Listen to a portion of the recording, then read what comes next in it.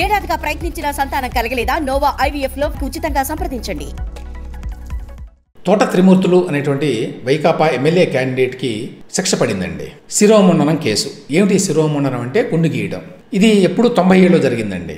ఆ 97లో ఆ కాలంలో నేను యాక్టివ్గా రిపోర్టర్గా ఉన్నాను. అప్పుడు నేను డెక్కన్ క్రానికల్ అనే పత్రికలో రిపోర్టర్గా పనిచేస్తున్నాను. ఆ టైంలో తోట త్రిమూర్తులు గారి ప్రెస్ కాన్ఫరెన్స్కి వెళ్ళాను నేను. అది ఎక్కడ జరిగింది? తెలుగుదేశం ఆఫీసులో.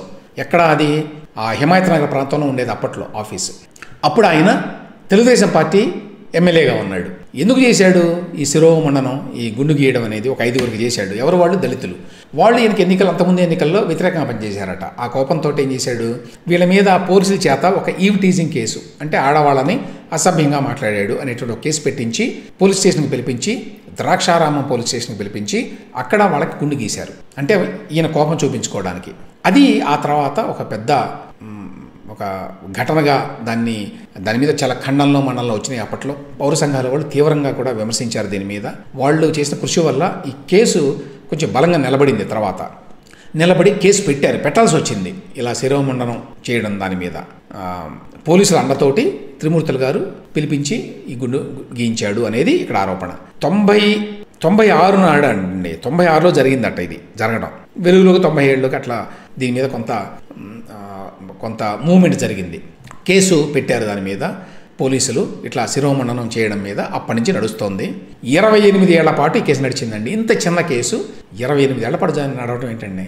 6 నెలల్లో తేల్చాల్సినటువంటి కేసుని 28 ఏళ్ల పాటు నడిపించినటువంటి మన యొక్క జ్యుడిషియరీ న్యాయ వ్యవస్థ ఎంత గొప్పదో అర్థం చేసుకోవాలి. ఒకటి. రెండవది, ఇప్పుడు శిక్ష వేశారు నిన్న కింది కోర్టు వారు. ఎంత శిక్ష వేశారంటే 9 మందికట, వైకాపా ఎమ్మెల్సీతో సహా. ఇప్పుడు ప్రస్తుతం ఎమ్మెల్సీగా ఉన్నారు త్రిమూర్తులు గారు. వైకాపా అభ్యర్థిగా మండపేట నుంచి పోటీ చేస్తున్నారు. ఆయనతో సహా 9 మందికి 18 నెలల జైలు అని తీర్పిచ్చారు. ఇప్పుడు మామూలుగా వేరే పార్టీల వాళ్ళైతే ఏం చేస్తారండి, ఈయనకి శిక్ష పడింది 18 నెలలు. యాక్చువల్గానండి ఈయన డిస్క్వాలిఫై కాడు ఎన్నికల్లో పోటీ చేయడానికి. ఎందుకు కాడు అంటే ఎన్నికల చట్టాల ప్రకారం 2 ఏళ్ళు ఎవరికైనా కనీస శిక్ష పడితే, కోర్టు వారు శిక్ష వేస్తే వారు ఎన్నికల్లో పోటీ చేయడానికి అర్హులు కాదు. కానీ ఈయనకు పడింది 18 నెలలే కాబట్టి లీగల్గా ఈయన పోటీ చేయవచ్చు. కానీ మోరల్గా చూస్తే, పొలిటికల్గా చూస్తే ఏ పొలిటికల్ పార్టీ అయినా కూడా వెంటనే ఈయనకి ఇచ్చిన టికెట్ని విత్డ్రా చేసుకుంటారు. ఆయన పార్టీని సస్పెండ్ చేస్తారు. కానీ జగన్మోహన్ రెడ్డి గారు అలా చేసేటువంటి అవకాశాలు ఏమాత్రం లేవు. గతంలో మనం అనంతబాబు విషయంలో చూసాము. అది అనంతబాబు కూడా ఎమ్మెల్సీ. ఆయన పట్టపగలే మర్డర్ చేసిన బాడీని వాళ్ళ ఇంటికే తీసుకెళ్ళి డోర్ డెలివరీ చేశాడు డిక్కీలో పెట్టి. అయినా కూడా ఆయన సస్పెండ్ చేయలేదు పార్టీ నుంచి. ఆయన ఎమ్మెల్సీగానే కొనసాగుతున్నాడు, వైకాపాలోనే ఉన్నాడు.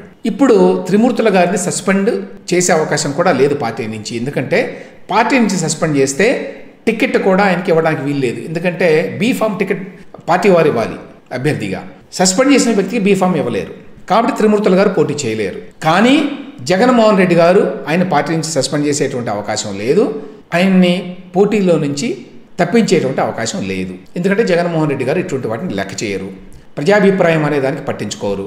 తానే కొత్త ప్రజాభిప్రాయాన్ని క్రియేట్ చేయగలరు. తనకంత మంది మార్గం ఉంది, మీడియా ఉంది.